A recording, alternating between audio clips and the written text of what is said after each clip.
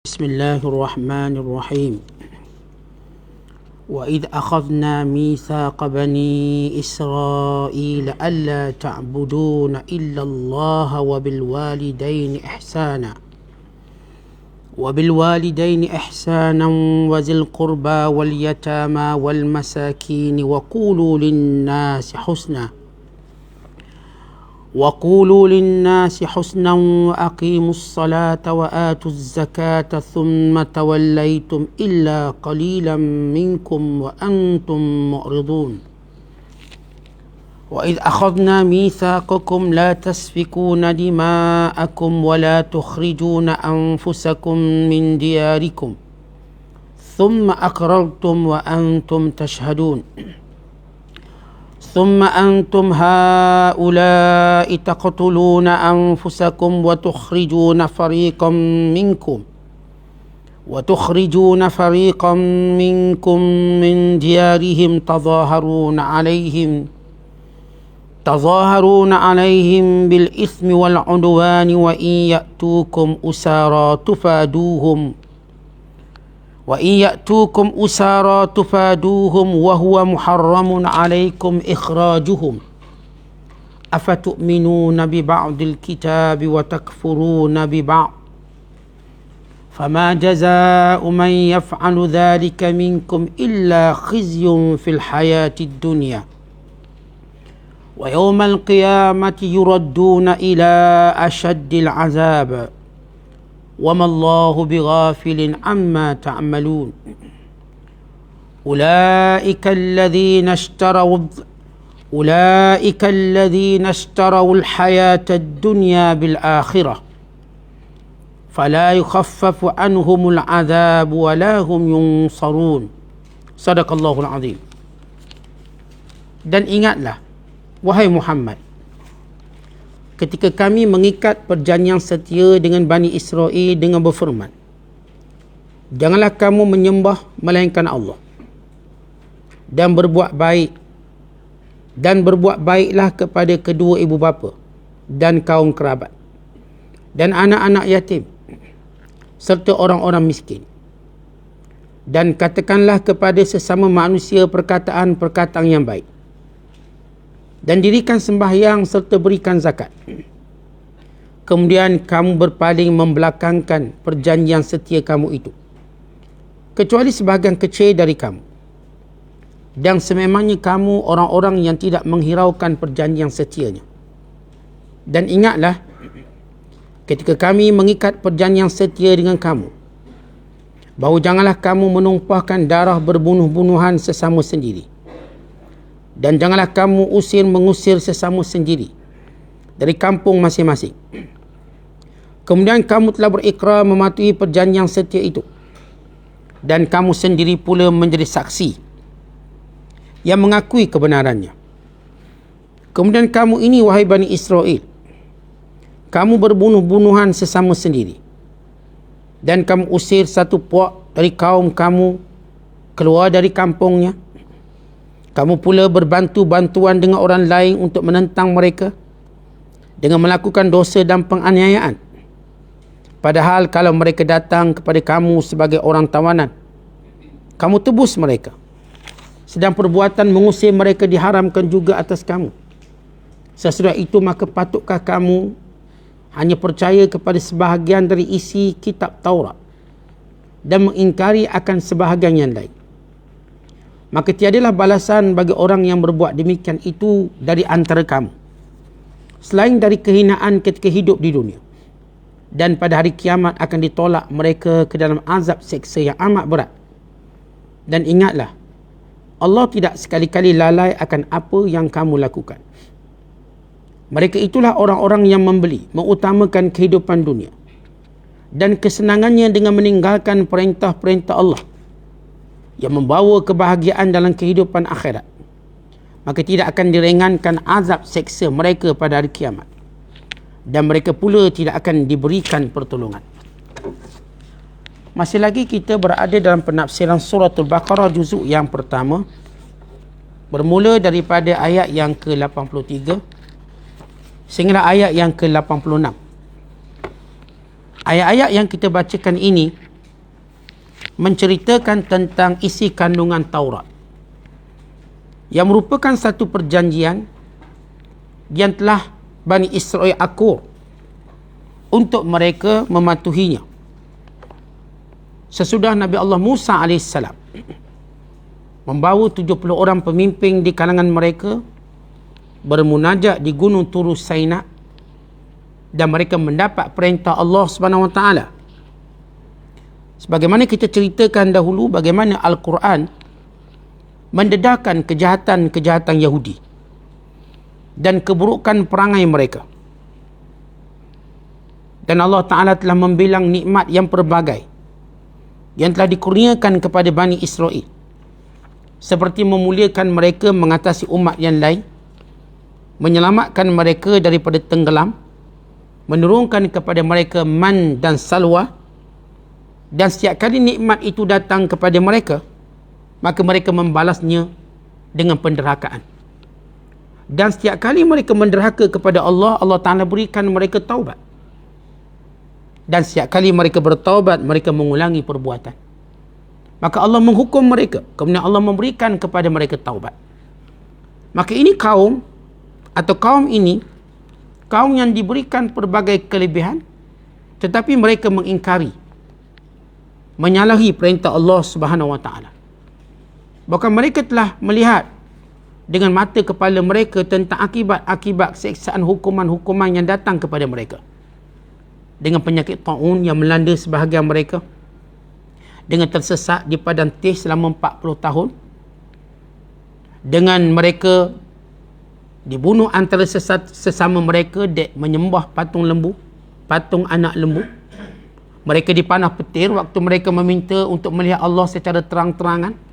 Semua akibat itu mereka tengok azab, dan setiap kali azab itu diturunkan pada mereka, Allah berikan mereka taubat. Tetapi mereka umat yang tidak pernah serik dengan kejahatan mereka. Mereka terus mengulangi kejahatan-kejahatan. Mereka mencabar keampunan Allah Ta'ala, kerana mereka mendakwa mereka sya'bullahil mukhtar, mereka umat pilihan Allah. Maka Allah menelanjangkan perangai mereka, sifat mereka.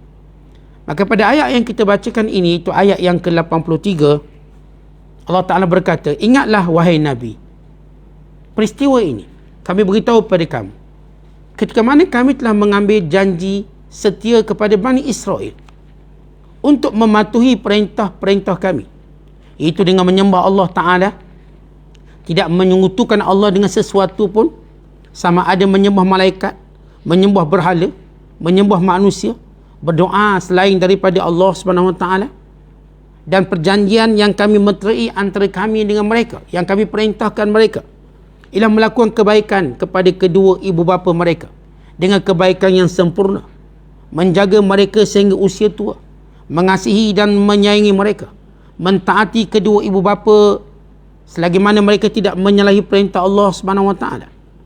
Bahkan tercatat dalam kitab Taurat, siapa yang maki kedua ibu bapanya maka halal darahnya. Tercatat dalam kitab Taurat, perintah Allah ini keras supaya mentaati kedua ibu bapa, sehingga disebut dalam Taurat, man yasubbu walidayhi yuqtal, siapa yang memaki kedua ibu bapanya maka dia akan dibunuh.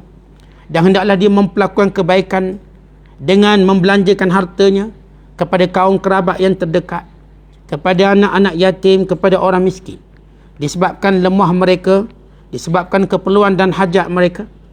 Dan di antara perjanjian yang Allah Ta'ala perintahkan mereka supaya sentiasa berkata dengan perkataan yang baik, yang tiada penipuan, tiada pembohongan, tiada dosa, tiada maksiat, bahkan menyuruh perkara yang baik, mencegah perkara yang mungkar, sambil merendahkan diri, bersifat tawaduk, menunaikan solat dengan sempurna, kerana solat itu memperbaiki jiwa dan diri, dan memperbaiki akhlak dan peribadi, dan akan menghiasi diri seseorang dengan amalan-amalan yang mulia, dan mencegahnya daripada perbuatan-perbuatan yang keji. Dan di antara perjanjian Allah supaya mereka menunaikan zakat yang diberikan kepada fuqara, kerana ia akan menjaga kesatuan umat, kesatuan masyarakat, memberi kebahagiaan kepada semua. Tetapi orang Yahudi yang terkenal dengan bangsa khianat, i'tadul ghadar, suka khianat, dan mereka ini lebih cintakan harta dunia, maka mereka berpaling dengan sengaja dengan niat daripada seluruh perintah Allah Ta'ala tersebut, dan beramal dengan misak, yakni perjanjian yang tercatat dalam kitab Taurat, dan umat yang datang selepasnya pula berperangai yang sama dengan umat yang sebelum ini, melainkan kata Allah Ta'ala segelintir mereka sahaja yang patuh, seperti Abdullah bin Salam radhiyallahu ta'ala anhu, Yahudi yang memeluk Islam, dan beberapa orang rakannya yang menjaga perintah Allah. Namun dengan sedikit yang beriman, yang kebanyakannya kufur, tidak akan mencegah datangnya bala Allah Ta'ala. Kalau sekiranya tuan-tuan yang baik cuma sikit, yang jahat banyak, maka bala Allah tetap akan datang. Berbeza kalau yang baik itu banyak, yang jahat itu sedikit. Ini secara umum, makna umum kepada ayat yang kita bacakan, iaitu ayat yang ke-83. Bila Allah menyatakan wa idh akhadna, dan ingatlah, akhadna, kami telah mengambil perjanjian, yakni kami telah memerintahkan. Ai amarna, kami telah perintahkan di dalam kitab Taurat yang mereka dahulu berjanji untuk melaksanakannya. Waktu mereka diminta menerima kitab Taurat, mula-mula mereka engkar dan enggan, maka Allah mengangkat gunung untuk ditimpakan atas kepala mereka supaya mereka terima, dan dibawa api menghadap hadapan mereka, dan laut di belakang mereka. Akhirnya mereka dengan rasa terpaksa berkata, kami terima. Tetapi sesudah gunung diletakkan kembali di tempatnya, laut kembali pada asalnya, demikian juga api, lalu mereka berkata, sami'na wa asaina, kami dengar tapi kami tak akan buat. Summa tawallaitum min ba'di dhalik, kemudian mereka berpaling sesudah mereka bersetuju. Sebab itu bangsa Yahudi, bangsa yang tidak boleh diterima persetujuan mereka, sebab mereka terkena dengan khianat. Mereka sudah diasuh dan diajar begitu daripada berketurunan lamanya. Bahkan mereka tidak boleh dipercayai. Lihat ratusan perjanjian yang telah dimeterai antara Yahudi dengan orang Islam di Palestin, semua mereka ingkar. Sama ada gencatan senjatanya, persempadanan negaranya, syarat-syarat mustautanat, syarat-syarat penempatannya, syarat-syarat kemasukan orang Yahudi daripada luar, semua mereka langgar. Kerana itu mereka sentiasa menukar Perdana Menteri mereka untuk menghalalkan pelanggaran, supaya mereka berkata, itu Perdana Menteri dulu, kami lain. Walau perjanjian itu bukan perjanjian bersifat Perdana Menteri, ia bersifat negara. Macam contoh negara kita, tuan-tuan, kalaupun bertukar Perdana Menteri, mana-mana perjanjian yang telah dimeterai mesti dipatuhi, walau bertukar Perdana Menteri. Macam kita katakan rel kereta api, walau bertukar Perdana Menteri, benda tu tetap kena buat. Kalau tak buat, kena saman. Dia tak boleh atas polisi bertukar Perdana Menteri maka berubah. Tidak begitu. Tidak semua polisi berubah. Tetapi Yahudi menggunakan cara itu. Kalau mereka lihat Perdana Menteri ini merugikan mereka, mereka akan guling dan lantik Perdana Menteri baru bagi menghalalkan pelanggaran perjanjian yang mereka meterai, walau disaksikan oleh dunia. Contoh dunia, PBB yang menjadi wakil dunia, kuasa besar Amerika, Britain, Perancis, China, Rusia, yang datang disaksi, mereka tetap akan melanggarnya. Apa tidaknya, di hadapan Allah terang-terang mereka langgar. Ini kan pula di hadapan cuma manusia biasa. Di hadapan para Nabi, mereka melanggarnya. Maka Allah Ta'ala menceritakan, dan ingatlah, waktu kami memerintahkan misak, yakni perjanjian, yakni perintah-perintah yang terkandung dalam Taurat. Bani Israel. Allah masih menyebut dalam ayat ini Bani Israel, supaya mereka mengenang kembali nikmat dahulu mereka umat terpilih. Mereka umat yang pernah bersama dengan para Nabi. Mereka umat yang telah mendapat nikmat yang bermacam-macam. Wahai Bani Israel, ini keturunan kamu. Yang pertama, perjanjian yang Allah Ta'ala ambil, perintahkan, ibadatullahi wahdahu la syarika lahu. Menyembah Allah hanya menyembah Allah semata-mata, tidak mensyirikkannya. Allah Ta'ala sebut dalam ayat yang lain, wa ma arsalna min qablika min rasulin illa nuhi ilaih annahu la ilaha illa ana fa'budun. Tidak pernah ada nabi dan rasul yang kami utuskan melainkan akan kami wahyukan kepada mereka perintah untuk tidak menyembah melainkan Allah yang esa. Dan Allah Ta'ala sebut dalam ayat yang lain, walaqad ba'athna fi kulli ummatin rasula Ani'budullaha wajtanibut taghut. Sesungguhnya kami telah mengutuskan setiap umat itu seorang rasul yang akan berkata dan akan memerintahkan pada umat manusia, sembahlah Allah dan jauhilah berhala dan taghut. Tetapi apa yang berlaku kepada Bani Israel? Mereka mensyirikkan Allah dengan menyembah malaikat. Sebahagian mereka sembah malaikat, sebahagian mereka sembah berhala, sebahagian mereka sembah Nabi, itu Nabi Uzair. Wa qalatil yahudu Uzair ibn Allah, dan berkata sekelompok Yahudi itu Uzair itu anak Tuhan. Sedangkan mereka telah diambil perjanjian sembah Allah satu je. Jangan mensyirikkannya. Tetapi mereka mula menjadikan Tuhan yang pelbagai. Termasuklah Tuhan di kalangan para padri. Ketika mana Adi bin Hatim, bila Nabi SAW menyatakan, kalangan kamu menyembah padri. Kata Adi, ya Rasulullah, kami tidak menyembah padri-padri kami. Tak pernah pun kami tengok sembah padri-padri. Lalu kata baginda SAW, bukankah mereka menghalalkan yang haram, mengharamkan yang halal, mengikut sesuka hati mereka? Maka dengan mengikuti cara tersebut seperti menyembah selain Allah. Kerana hak halal dan haram itu hak Allah mutlak, bukan hak manusia. Sebagaimana Allah sebut dalam Quran, wala taqulu lima tasifu alsinatukumul kadhib, hadha halalun wa hadha haram, litaftaru 'ala Allahil kadhib. Dan jangan lidah kamu sesuka hati berkata, ini halal dan ini haram, untuk kamu mengada-ngadakan pembohongan kepada Allah. Sesungguhnya orang yang mengada-ngadakan pembohongan pada Allah, mereka tidak akan berjaya. Jadi baginda sallallahu alaihi wasallam menyatakan, bila kamu mengikut hukum yang dibuat oleh padri kamu dengan meminda Taurat, berarti kamu menyembah padri kamu. Kerana hak mutlak hukum ini hak Allah Subhanahu Wa Taala. Sebab itu kita dalam Islam, mana boleh ulama-ulama ubah hukum. Kalau hukumnya begitu, maka begitu. Ulama menjelaskan hukum, menerangkan hukum, bukan dia mengubah sesuka hati mereka, tidak. Ia berdasarkan kepada perintah Allah Subhanahu Wa Taala.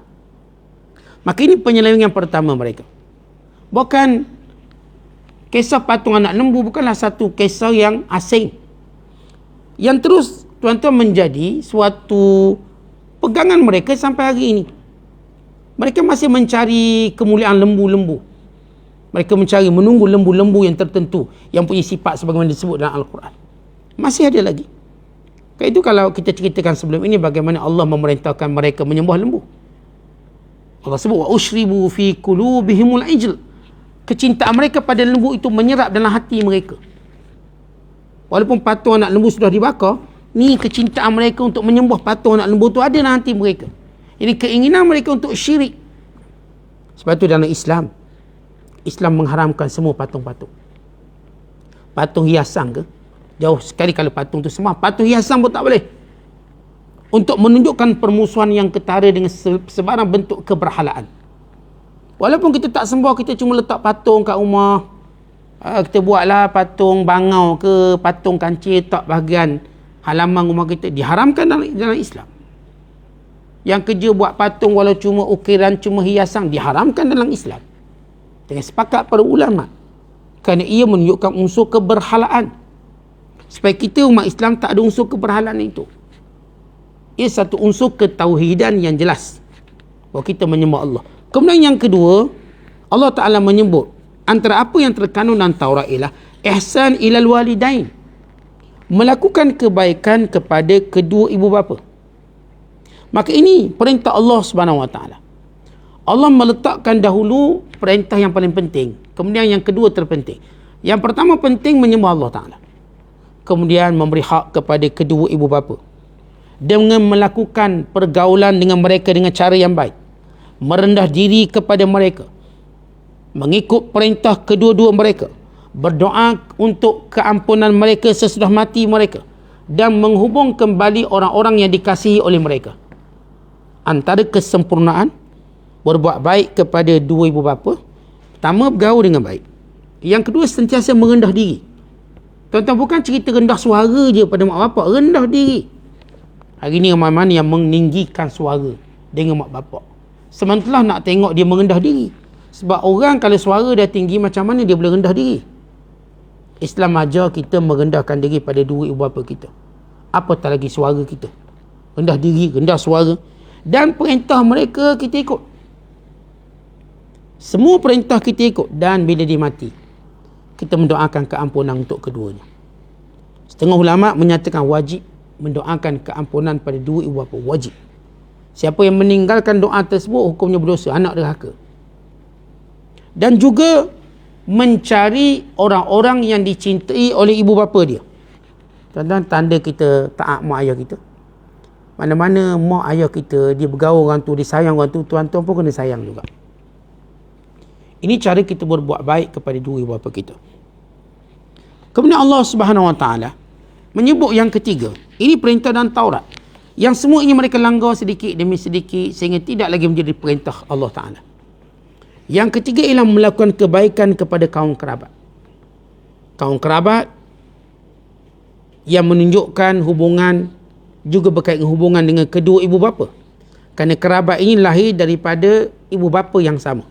Qarib kita, adik-beradik kita, anak-anak saudara kita, maka ini kerabat. Yang mereka ini penting dalam hubungan kekeluargaan. Dan yang ketiga, yang keempat, melakukan kebaikan kepada anak-anak yatim. Islam begitu mengambil berat tentang penjagaan anak-anak yatim, dan kelebihannya begitu besar sehingga baginda sallallahu alaihi wasallam menyatakan, ana kafilul yatim lahu aw li ghairihi ana wa huwa kahataini fil jannah. Penjaga anak yatim miliknya atau milik orang lainnya, maka aku dan dia dalam syurga akan berjiran. Lalu Nabi sallallahu alaihi wasallam menunjukkan di antara jari telunjuknya dan jari tengahnya, aku begini dengan penjaga anak yatim. Sama ada anak yatim tu keluarga dia atau anak yatim tu keluarga orang lain, kalau dijaga, dia berjiran, berdekatan dengan Nabi sallallahu alaihi wasallam dalam syurga. Ketika mana orang-orang Yahudi memakan harta anak yatim dan tidak mempedulikannya. Tak ada istilah anak yatim, melainkan mereka menganiaya. Dalam Islam, Islam amat menjaga kebajikan anak-anak yatim. Bila kita sebut anak yatim, kita mesti jelas hukumnya. Bukan anak yatim yang bersifat sentimental. Anak yatim bersifat hukum. Siapa anak yatim? Yang kematian ayah dan dia belum balik. Ini hukum. Tapi orang kita kan banyak benda sentimental. Bila hilang mak pun panggil yatim juga. Itu cuma sentimental.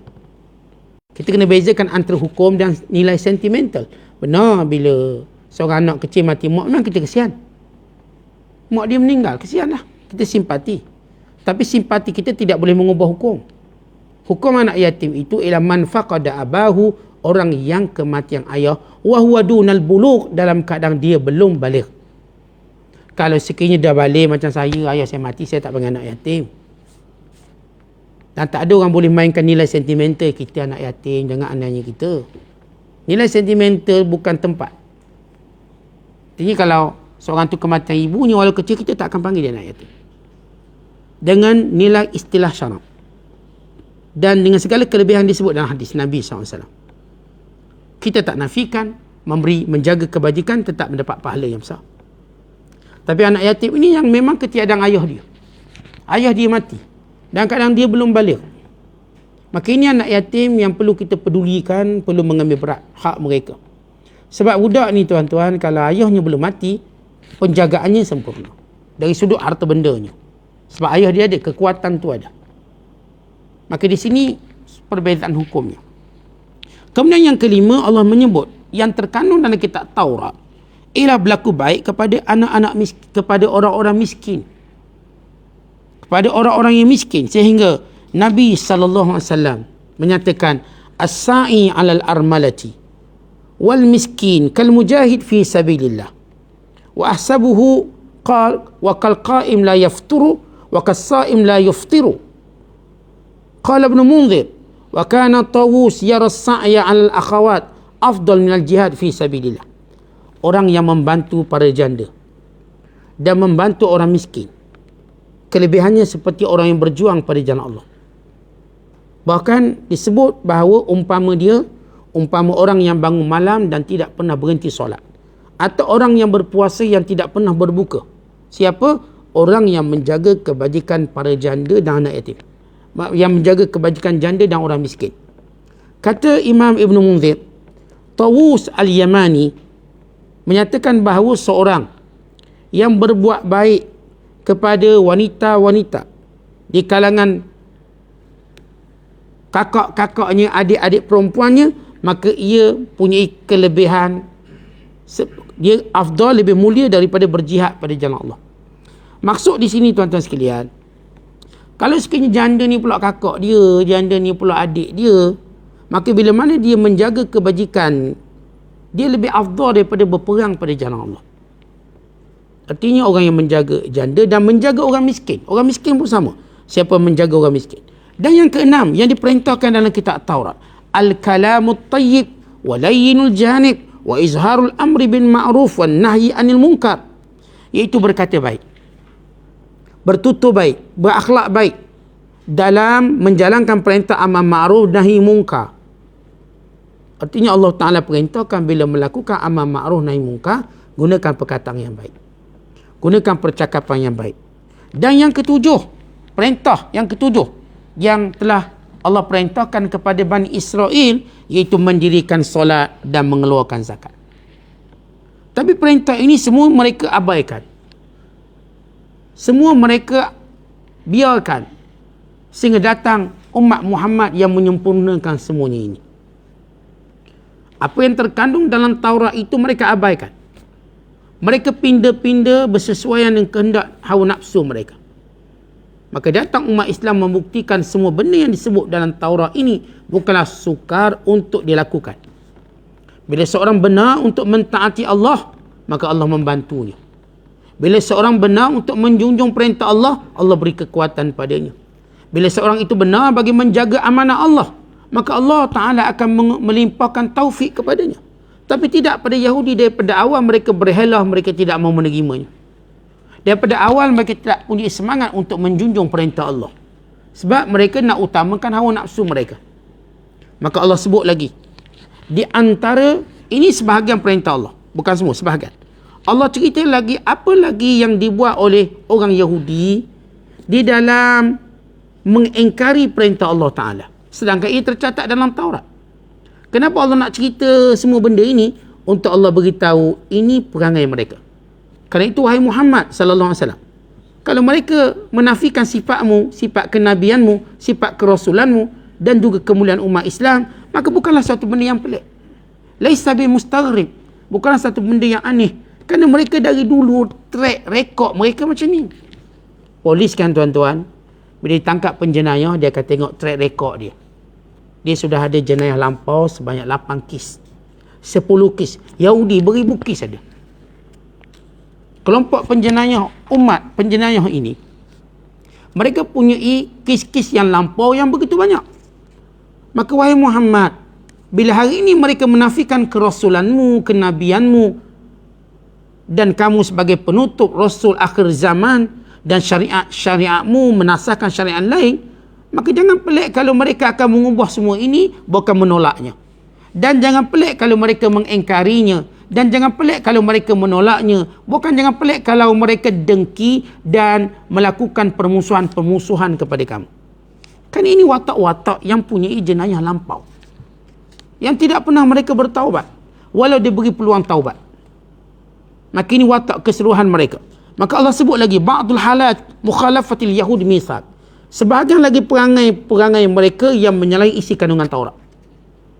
Jadi tuan-tuan, bila kita sebut kitab Taurat yang hari ini dibaca, tak ada banyak yang benarnya, maka Al-Quran menyebut apa sebenarnya dalam kandungan Taurat itu. Ini yang tercatat. Maka yang kita sebut tadi 7 perintah Allah, ini disebut lagi. Wa id akhadna mitsaqakum, dan ingatlah ketika mana kami mengambil mitsaqakum, perjanjian mereka. Yakni kami perintahkan satu perintah pada mereka, la tasfiku nadima'akum. Pertama, jangan berbunuhan sesama kamu. Allah Ta'ala menyebut dalam kitab Taurat mengharamkan sesama Yahudi semenjak dulu untuk membunuh sesama mereka. Yang kedua, wala tukhrijuna anfusakum min diyarikum. Jangan kamu menghalau keluar kalangan kamu daripada negara kamu. Jangan menghalau keluar orang-orang sesama bangsa kamu daripada negeri mereka. Thumma aqrartum, kemudian kamu bersetuju. Wa antum tashhadun, dan kamu menyaksikan ia tercatat dalam Taurat. Ia memang ada dalam Taurat perintah ini. Summa antum, kemudian kamu, haula, kamu inilah taqtuluna anfusakum, membunuh sesama kamu. Wa tukhrijuna fariqam minkum, dan menghalau keluar sebahagian daripada kamu. Min diarihim, daripada negeri mereka. Tazaharuna alaihim bil ithmi wal udwan, kamu dengan terang-terang, dengan jelas melakukan dosa dan permusuhan. Kamu tidak sembunyi-sembunyi untuk menunjukkan watak sebenar kamu menyalahi kitab Taurat. Terang-terang melawan apa yang telah kamu telah setujui, kamu telah terima daripada kandungan perintah Taurat. Aqrartum, kamu mengakuinya. Wa iyatukum usara, tetapi bila datang tawanan sesama kamu, tufaduhum, kamu mengatakan kamu menebus mereka. Kerana kamu menganggap haram membiarkan mana-mana Yahudi ditawan oleh mana-mana bangsa lain. Walau pengharaman membunuh sesama kamu, kamu langgar. Larangan menghalau negeri sesama kamu, kamu langgar. Tapi dalam bab menebus kembali Yahudi ni, kamu pegang betul-betul. Pegang betul-betul. Wa huwa muharramun alaikum ikhrajuhum, sedangkan hukum asal haram kamu menghalau keluar mereka daripada negeri mereka. Afatu'minuna bi ba'dil kitab, apakah kamu beriman dengan sebahagian daripada ajaran Taurat? Wa takfuruna bi ba'd, dan kamu kufur sebahagian yang lain. Fama jaza'u, dan apa balasan yang sesuai. Man yaf'alu dhalik, orang yang melakukan demikian, minkum, di kalangan kamu, illa, melainkan khizyun, kehinaan, fil hayati dunia, dalam kehidupan dunia, kerana melanggar Taurat yang telah Allah wahyukan pada kamu. Wa yaumal qiyamah, nanti pada hari kiamat, yuradduna, kamu akan dikembalikan, ila asyaddil azab, kepada azab sengsara yang dahsyat. Wa mallahu bighafilin amma ta'malun, dan Allah tidak pernah lupa dengan apa yang telah kamu lakukan. Ulaika alladhina ishtarawul hayatad dunya bil akhirah, mereka lah orang-orang yang mengutamakan dunia berbanding akhirat. Mencari keuntungan dunia berbanding akhirat. Mencari perniagaan dunia berbanding perniagaan akhirat. Fala yukhaffafu anhumul azab, tidak akan diringankan daripada mereka akan azab.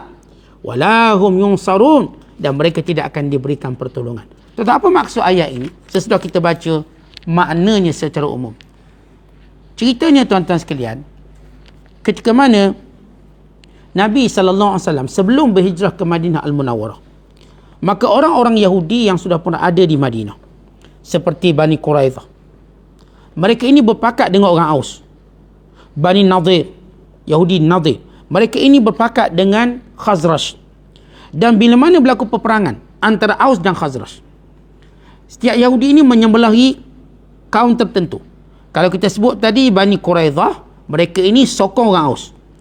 Bani Nadir, mereka sokong orang Khazraj.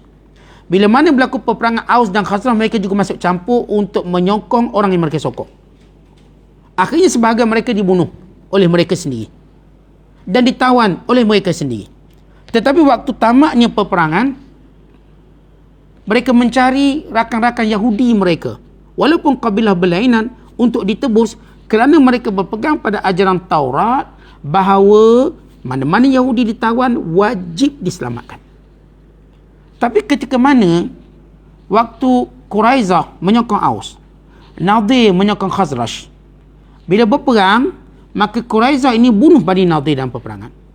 Bani Nadir bunuh Quraizah dalam peperangan. Walhal setelah tercatat dalam Taurat, mereka diharamkan berbunuhan sesama Yahudi.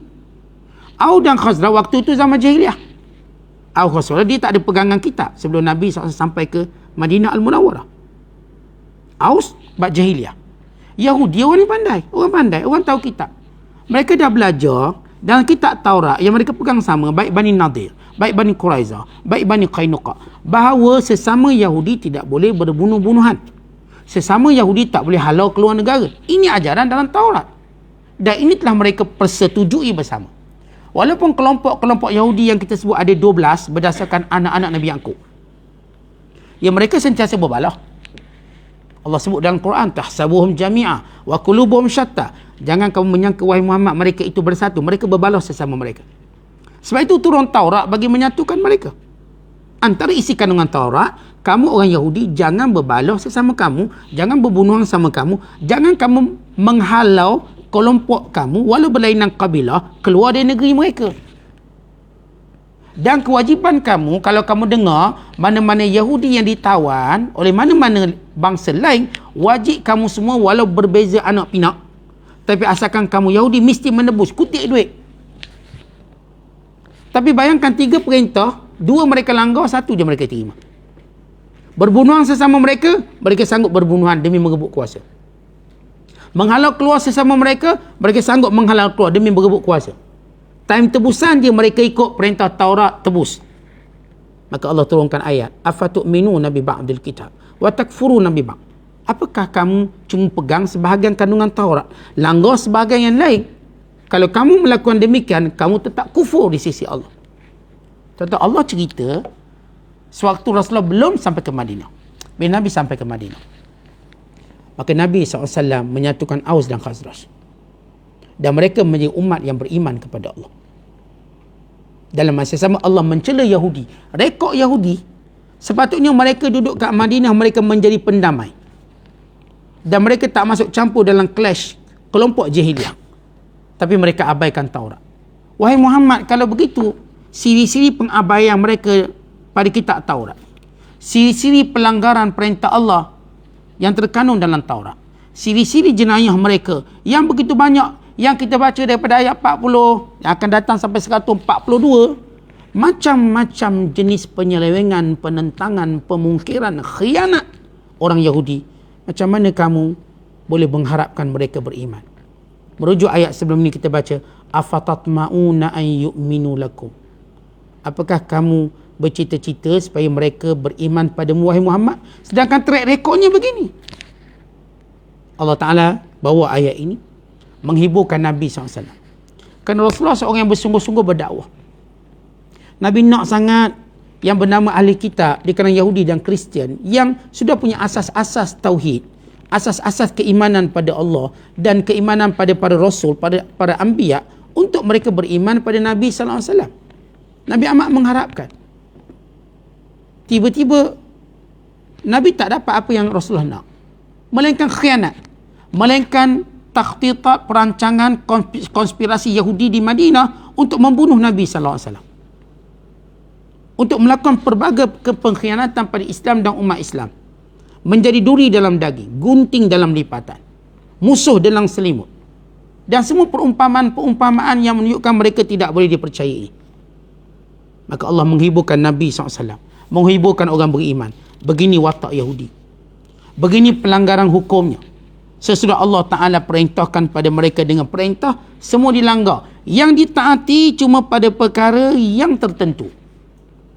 Sebab itu kita umat Islam, bila kita kata bahawa kitab Taurat memang diubah dengan sepakat ulama, bukan dengan nas Al-Quran, yuharrifuna al-kalima am mawadhi'ihi wa nasu hazzan mimma dhukiru bih, mereka mengubah kitab Taurat, memindanya mengikut apa yang mereka kehendaki. Tetapi dalam kandungan Taurat itu masih ada perkara yang benar, masih ada. Sebahagian perkara itu disebut dalam Quran, sebahagian nas itu disebut akan adanya perintah itu dalam Quran, sebagaimana kita sebut perintah sembahyang, perintah zakat, berbuat baik pada ibu bapa, berbuat baik kepada orang miskin, berbuat baik pada kaum kerabat, menyembah Allah yang esa. Itu memang ada dalam kitab Taurat. Sebab itu kata Nabi SAW, la tusaddiqu ahlal kitab wa la tukadzibuhum. Jangan kamu membenarkan mereka semuanya dan jangan kamu mendustakan mereka semuanya. Sebab ada yang berada di dalam kitab itu benar. Sebab itu para ulama membagikan berita Israiliyat yang terkandung dalam Taurat itu kepada 3. Satu, yang wajib kita percaya kerana Allah Ta'ala menceritakannya, cerita-cerita tersebut. Yang kedua, yang haram kita percaya kerana ia penyelewengan yang telah mereka ubah dan pindah. Dan yang ketiga, kita berdiam diri. Kita tak kata betul, kita tak kata salah, tapi kita beriman dengan apa yang Allah Ta'ala turunkan. Umpamanya tuan-tuan sekalian, nama-nama Ashabul Kahfi dia tercatat dalam kitab Taurat. Kisah Ashabul Kahfi memang ada dalam Quran, dan cerita mereka 7 ini pun disebut dalam kitab Taurat. Anjing juga tersebut dalam kitab Taurat. Tapi nama-nama mereka, nama-nama setiap Ashabul Kahfi, nama anjing itu sendiri, maka kita tak kata betul, kita tak kata salah. Kisah Zulaikha yang menggoda Yusuf. Ada dalam Quran surah Yusuf. Tapi tak disebut nama Zulaikha. Al-Quran menyebut Imra'atul Aziz.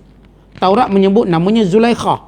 Maka nama Zulaikha itu tuan-tuan, kita boleh percaya, kita boleh tak percaya. Terpulang.